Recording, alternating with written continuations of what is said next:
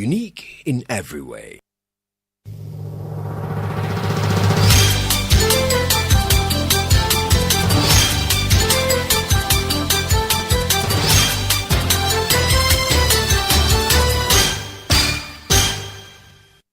Hashtag Stop Galamsey now. Let the water flow. I will speak to him directly. President John Dramani Mahama. Yellow blood do. Hello, good afternoon and welcome to the Midday News. The news is live on Joy 99.7 FM, Hits 103.9 FM in Accra, also on Love 99.5 in Kumasi, MikeJoyOnline.com and affiliates in all 16 regions of Ghana, live on X Spaces, Facebook and YouTube. The Midday News is supported by Petrosol Platinum Energy, energizing dreams. Coming up, lawyers for Ken Ofori-Atta prepare to fight his potential deportation to Ghana as they file request to extend his stay in the U.S. following the expiration of his visa, which has led to his detention by immigration authorities. Ken has been detained or picked up in the custody of U.S. immigration. He has a petition which is pending for an adjustment of his status to allow him to remain or continue to stay in the U.S. legally. We'll hear from his legal team insisting Ken will have to remain in the U.S. for his medical treatment. In consultation with the medical team, we've been advised to remain and still continue with the recuperative stage. Plus, we'll tell you about the facilities the former finance minister is being held in the United States. Also, this afternoon, fire service interdicts personnel who assaulted Class FM journalists. We have details of that. We go to the central regional capital, Cape Coast, and its surrounding communities are experiencing a total blackout today as engineers from Gridco and the Ministry of Energy replace old transformers. Hospitals have contingency plans to get things running for them tomorrow. Some of them have said they have generators on standby. In sports, Ghana eyes global spotlight at the 2026 African Athletics Championships, which kicks off in May. And in the first episode of our feature series, Roads of Peril, we take you to Amasaman, where drivers and residents express frustration over the abandoned road network demanding government intervention. In the election time, they will come and grade for us. After that, nobody will come here again. They have to fix the road. I think we'll have big push or something. Come and look for this one for us. These and more with me, Maame Esi Nyamekye Thompson. This is Joy News, independent, fearless and credible. Please stay.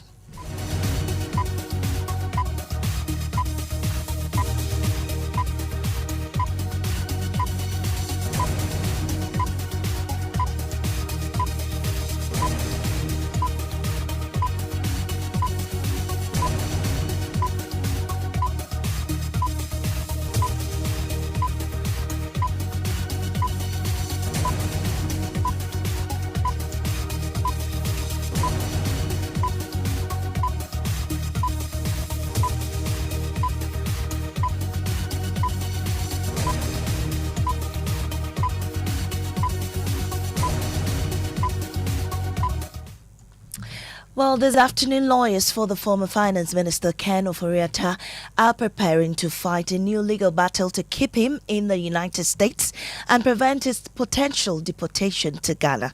The former finance minister was taken in and detained on Tuesday by U.S. immigration officials. Following his detention, the next course of action will be for Ken Ofori-Atta to be deported to Ghana, but his lawyers are fighting to prevent this from happening. A member of Ken's legal team, Frank Davis, tells Joy News their counterparts in the U.S. have filed a petition to extend his stay. Ken has been detained or picked up in the custody of U.S. immigration.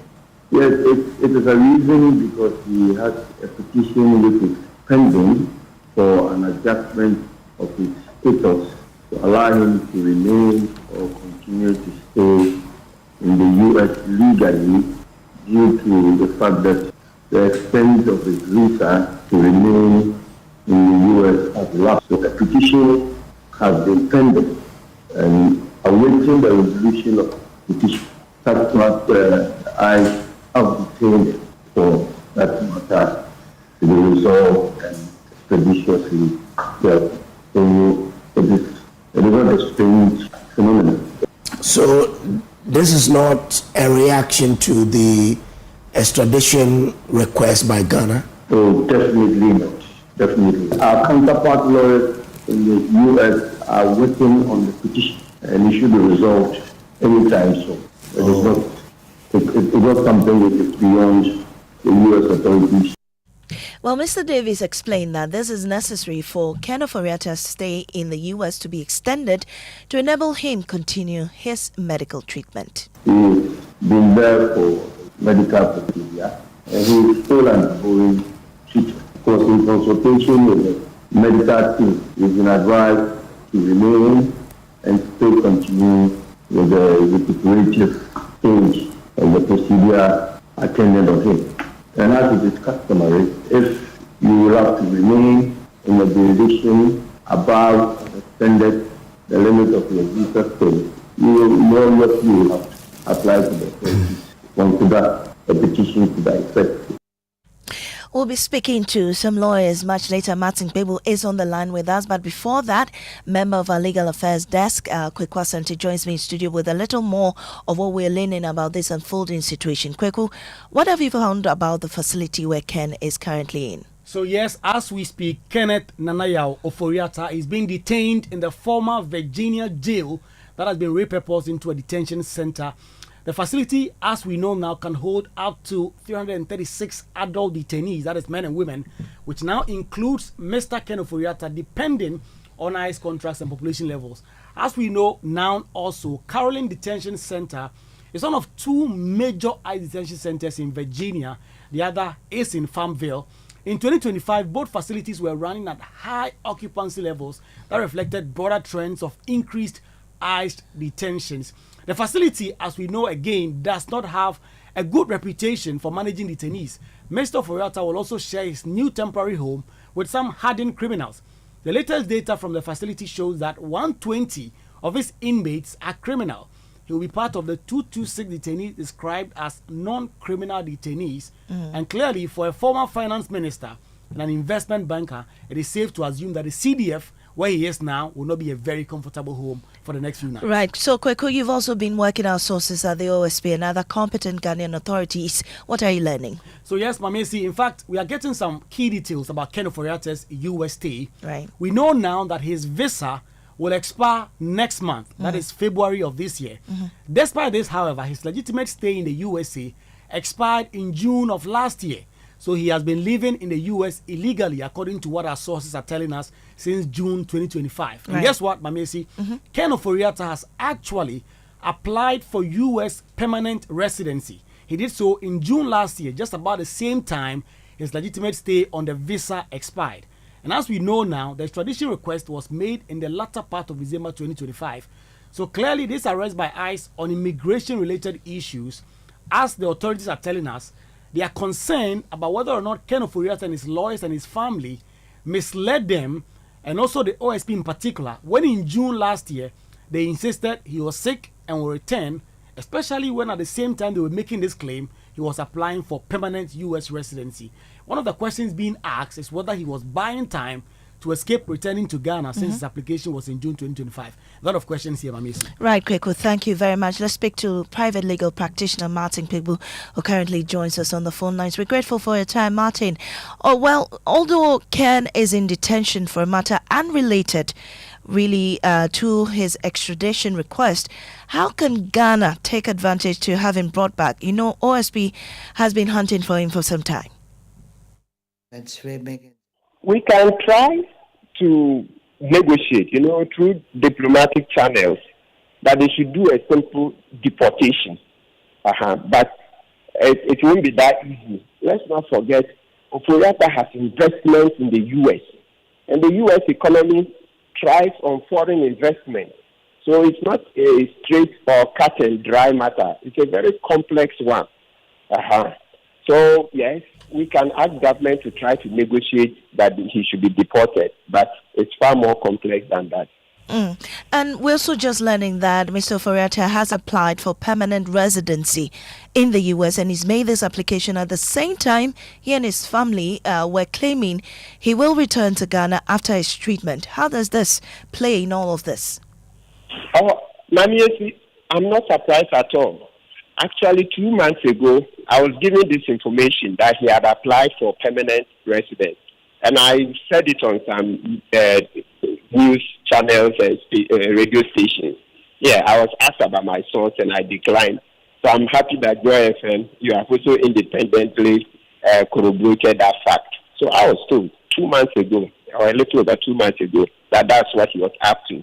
And you see, it tells you, that's why we still come back to the OSP allowing Ken Ofori-Atta to leave this country, fala without any sureties, etc. It was clear that having allowed him to go like that without any bail and without surety, these are the things that will happen. And that's how come some of us are even suspecting that it was deliberate so that he will have more time to be able to apply for this permanent residence, etc.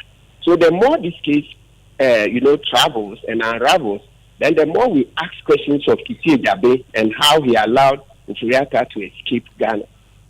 Thank you very much. Martin Pigbo is a private legal practitioner. Well, related to the subject, the United States government says the deportation of illegal immigrants from U.S. soil remains a priority for President Donald Trump. The caution comes in the wake of the increasing rhetoric by the U.S. president that the country's migration system is being abused by illegal migrants to the U.S. Well, we know already that news is broke of the detention of the Finance Minister Ken Ofori-Atta by the U.S. Immigration and Customs Enforcement eyes over some visa-related issues. Speaking at an earlier news conference on his first visit to Ghana, Deputy Assistant Secretary for West Africa in the U.S. Department, William Stevens, noted that President Trump is keen on deporting persons who abuse the immigration laws of the country. But broadly, when you say deportations, that's talking about people from Ghana who have been in America who are now being sent back to Ghana.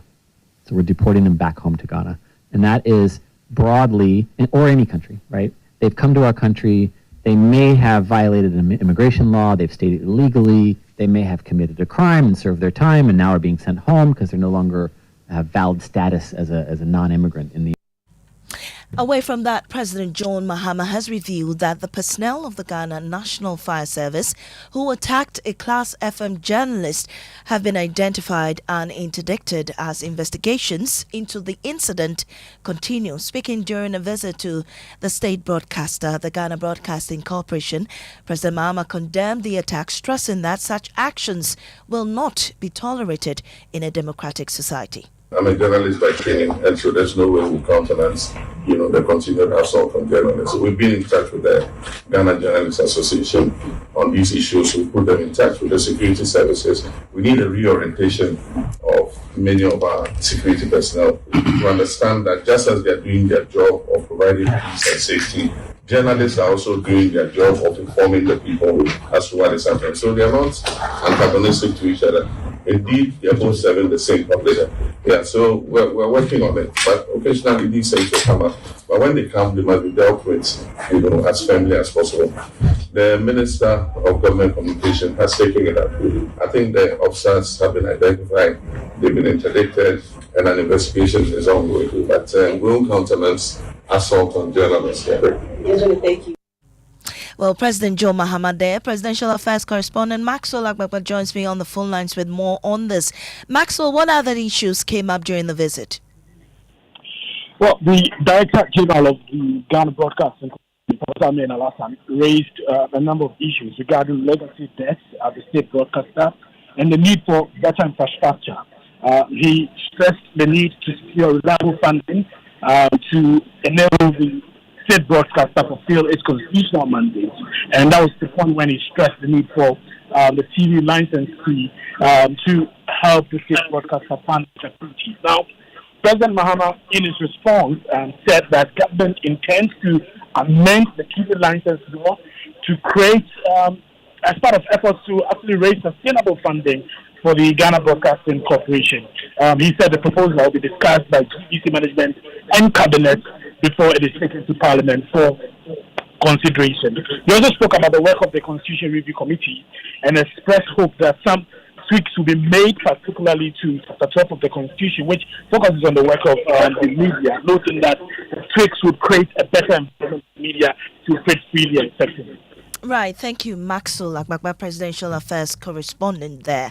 Now, the minority in Parliament says the recent economic gains under President John Mahama are largely the result of IMF conditions and foundations laid by the previous government.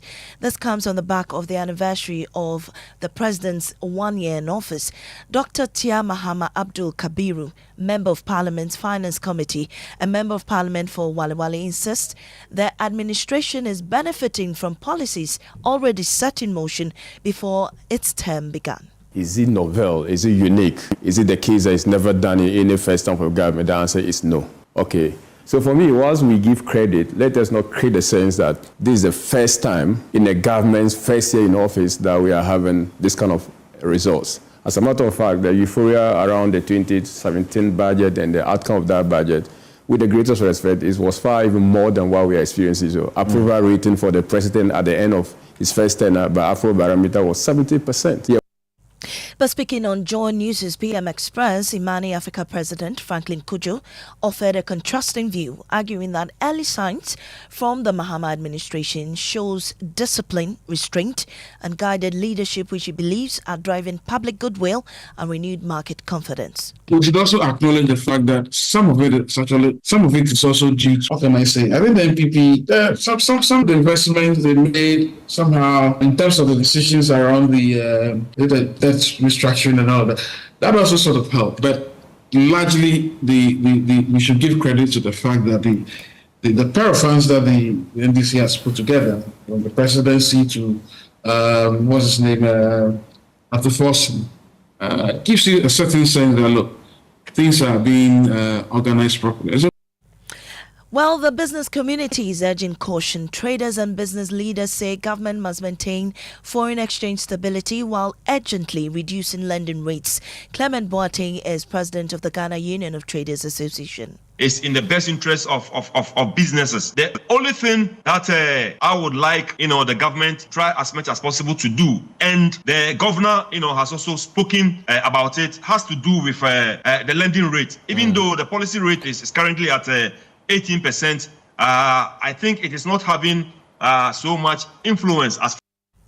Also, member of the Finance Committee in Parliament and MP for Sanerigo, Atta Isa says significant changes persist beneath the surface despite confidence expressed by the IMF and sections of civil society. The IMF put it right when they analyzed the 2025 budget in the fourth review, where the IMF stated that government has done 89% budget execution. And if you know, budget simple refers to the program activities and how it is financed. So for an IMF and the East fourth review to say that as of September, government had achieved 89% of the promise or the budget execution rate.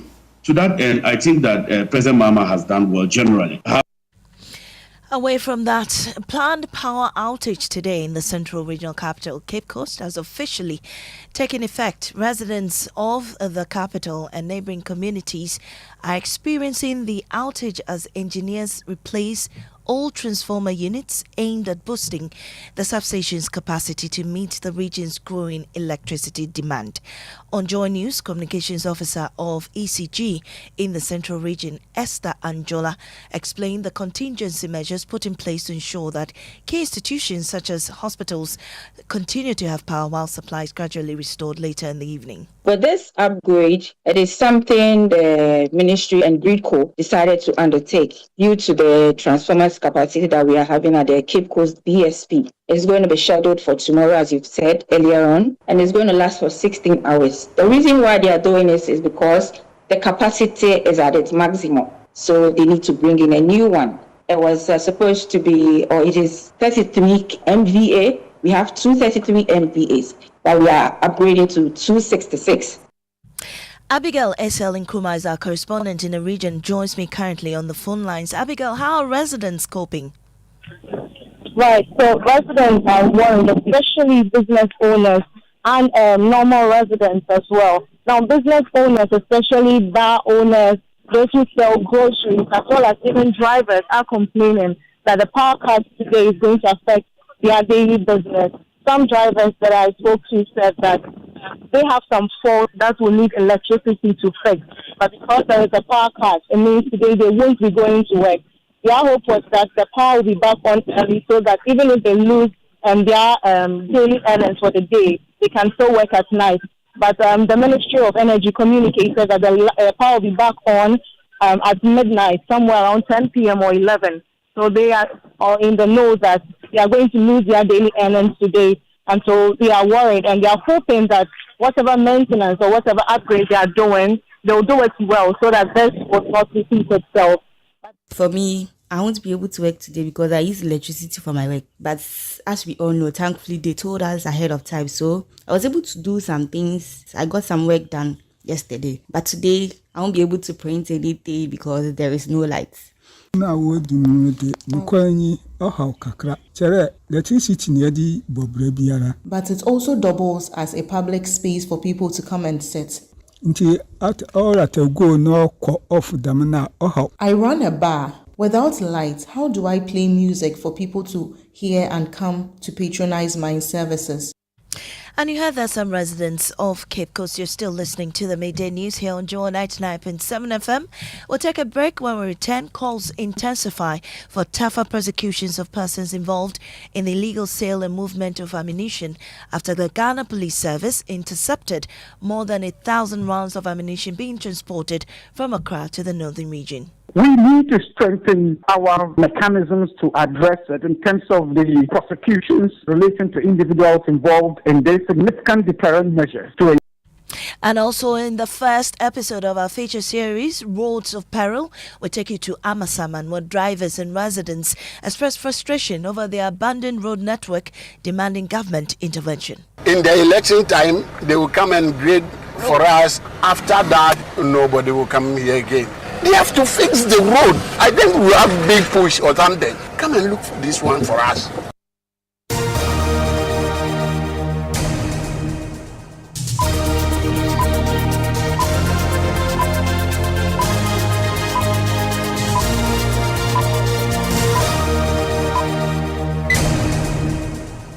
Welcome back. We have sports. Maame Esi, the government of Ghana has signed an agreement with the Confederation of African Athletics for the Africa Senior Championships. The competition will be held from the 12th of May to 17th at the Legon Sports Stadium and will feature some of the continent's top athletes competing for glory. Here's the Sports Minister, Kofi Adams. We are ready for this event. It will be a memorable one. It's coming in a year of many activities, the year that we are also preparing for the World Cup. But this would also be another event that the world attention will be drawn to.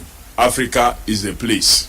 His Excellency, the President, the Vice President, the Chief of Staff and all of us are solidly behind this event. And that explains why we made provisions in the budget for the 2026 to take care of this event.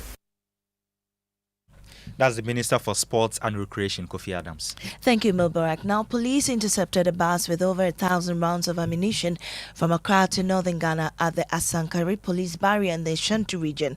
The officers stopped a KIA Grand Bird bus with registration number AK1309-21 and uncovered 1,050 rounds of AAA and BB cartridge ammunition. Two suspects, 42-year-old Mohammed Zali and 22-year-old Mohammed Jabir, are currently in police custody assisting with ongoing investigations. Now, the interception has heightened concerns over the broader security implications of illegal ammunition trafficking, particularly for peace and stability in northern Ghana.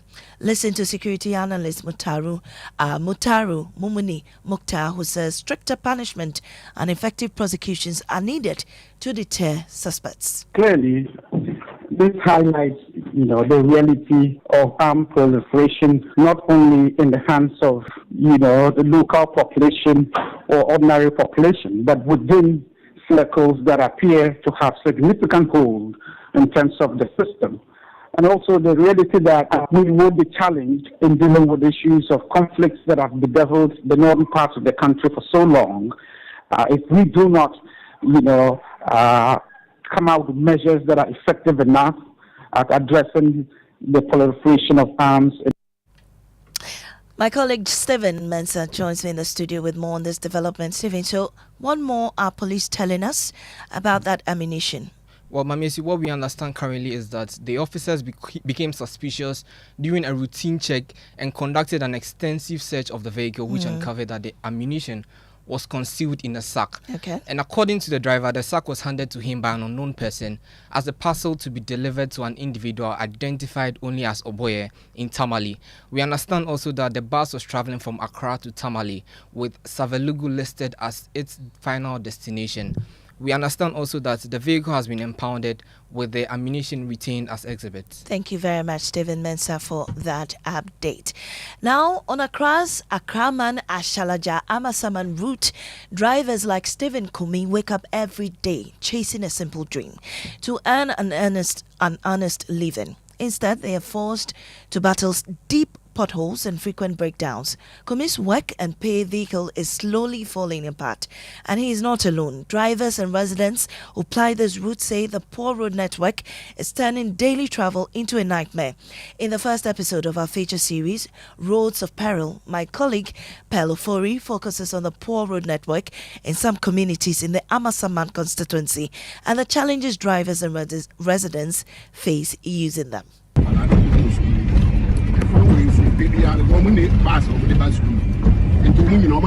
It's dusty, uneven, and almost impassable. This is the Amasaman constituency, where large stretches of road remain untarred and have been in this state for years. I meet Stephen Kumi, a driver who has plied this route for a decade, and he says every trip is a painful experience. Since from inception, this road has not seen a major transformation or something. In the election time, they will come and grade for us. Yes. After that, nobody will come here again. This place Kumi is not alone. Drivers here share similar experiences. We have held several demonstrations and we are tired. During campaign periods, they make many promises and deceive us, but that will not happen again.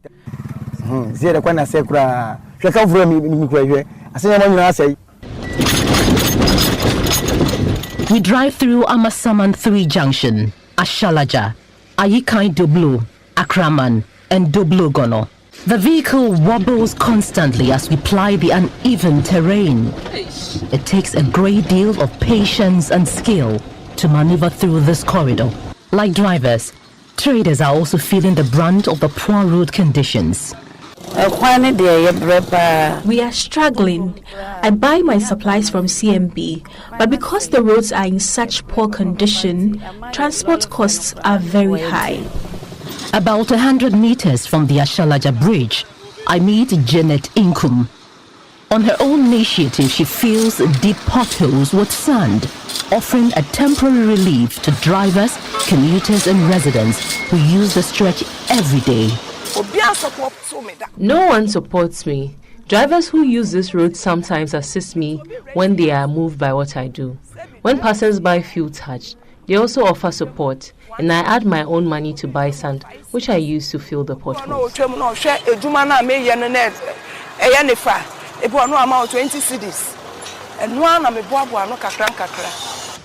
Back in the communities, drivers like Stephen Kumi say their request is simple. Decent roads that reduce breakdowns and restore dignity to daily travel. They have to fix the road. I think we'll have big push or something. Come and look for this one for us. For Joy News, I am Ken Ofori-Atta. Well, MC for Ga West Municipal Assembly John Desmond Sowani says that there's a commitment to work on poor roads in the municipality.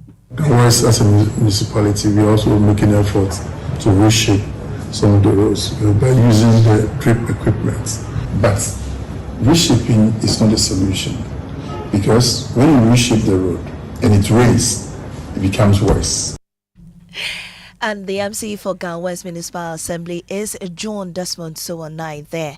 And let's do what's trending now. Adobia, sorry, looking all colorful in the studio. Adobia, what's trending? Oh, Ken is trending. Ken Ofori-Atta is trending. You know, so many people did not have a good understanding of why his issue came exactly. But it's good we've been able to explain that to them. But the new development on this is that Arise Ghana, which is a pressure group, is set to picket at the American embassy to demand repatriation of Ken Ofori-Atta. And there's so many reactions. So many people are actually backing them. Some too are saying it's not necessary because if he comes, we won't even do anything to him. So that's what's trending. All right. Thank you, Adobia Sari, for that. And that's how we wrap the midday news here on Joy 99.7 FM.